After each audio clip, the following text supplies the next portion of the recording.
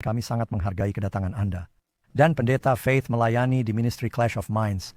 Dan saya tahu banyak pemirsa kita yang menonton Amazing Facts juga menonton presentasinya. What's Up Prof? Dan program lainnya di mana ia menganalisa kitab suci dan nubuatan Alkitab, pekabaran kesehatan, dan banyak lagi. Hari ini kita membahas topik yang saya pikir akan sangat disukai dan diharapkan oleh banyak orang, yaitu tentang nubuatan Alkitab. Dan ini berkaitan dengan kekejian yang membinasakan. Tuhan berbicara tentang tanda-tanda kedatangannya, kehancuran Yerusalem dan akhir dunia. Karena itu, ketika kamu melihat kekejian yang membinasakan, menurut firman yang disampaikan oleh Nabi Daniel, berdiri di tempat kudus, barang siapa yang membacanya, hendaklah ia mengerti. Apa itu arti dari kekejian yang membinasakan? Jadi apa yang dimaksud dengan kekejian? Apakah penyembahan berhala dan praktik penyembahan berhala yang dikemukakan sebagai peristiwa terakhir yang memunculkan reaksi Allah bahwa dia tidak diterima dan meninggalkan tempat itu dan rumah itu menjadi sunyi sepi? Itu tindakan penyembahan berhala apa yang akan menghasilkan posisi seperti itu? Daniel menubuatkannya dan dia melihat ke depan tentang kekejian lain yang membinasakan. Dan Yesus berkata, lihatlah Daniel. Dan ketika Kristus berbicara dalam Matius 24, para murid mengajukan dua pertanyaan. Kapankah ini akan terjadi? Di mana tidak ada satu batu pun yang tertinggal di atas batu yang lain. Dan di akhir zaman. Dua penerapan. Penerapan ganda. Ya, jadi apa yang akan menjadi yang pertama? Nah, apa yang dapat menjadi penggenapan dari tentara Romawi itu? Khususnya melihat bahwa Daniel memiliki transisi yang mulus dari Roma kafir ke Roma lain yang akan ada sampai akhir zaman. Dan apakah mereka memiliki standar otoritas?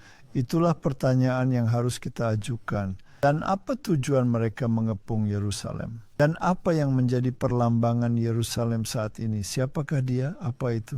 Tetapi kemudian Anda melihat bahwa seperti yang Anda katakan, Wahyu 17 mengatakan, ini bukan Wahyu 12 di mana Anda mendapatkan Roma kafir, binatang dengan 7 kepala dan 10 tanduk.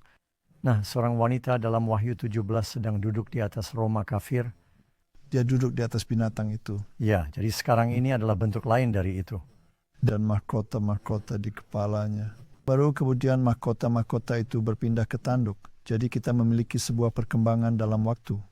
Pertama di kepala, tetapi kemudian mahkota-mahkota itu berpindah ke tanduk-tanduknya. Dan dalam konteks itulah Daniel memberitahu kita bahwa akan ada tanduk penguasa lain yang memiliki mata seperti manusia dan mulut yang mengucapkan kata-kata sombong.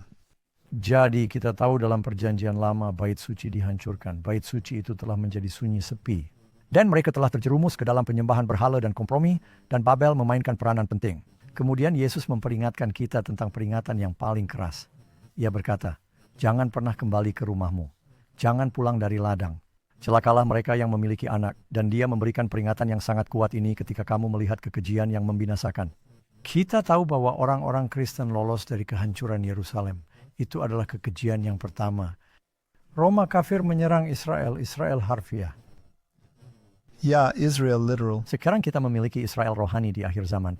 Dan saya yakin ada orang-orang Yahudi yang menjadi bagian dari Israel rohani. Tentu saja. Jadi, tetapi dikatakan sekarang bait Allah. Yesus berkata, hancurkanlah bait Allah yang dibuat dengan tangan ini. Dan dalam 3 hari aku akan mendirikan yang baru tanpa tangan manusia. Dia berbicara tentang tubuhnya. Dan Yohanes, Injil Yohanes mengatakan kepada kita bahwa gereja adalah tubuh Kristus. Paulus berkata kita adalah batu-batu hidup di dalam bait Allah. Dan kamu adalah bait Allah yang hidup. Paulus berkata apa? Tidak, kamu adalah bait Allah. Jadi bagaimana kita mengidentifikasi kekejian itu sekarang? Di hari-hari terakhir mengepung umat Allah. Nah, Yesus berkata akan ada saat ketika hal-hal ini terjadi, akan ada masa kesusahan yang belum pernah terjadi sebelumnya, dan ada masa kesusahan yang besar yang menimpa orang-orang Israel pada waktu penyerangan terhadap Yerusalem. Ada masa kesusahan besar yang menimpa umat Allah selama zaman kegelapan. Penganiayaan yang hebat. Jutaan orang meninggal. Tetapi kemudian ketika Mikael berdiri dikatakan bahwa di akhir zaman akan ada masa kesusahan yang besar. Nah, pada akhirnya itulah 7 malapetaka terakhir.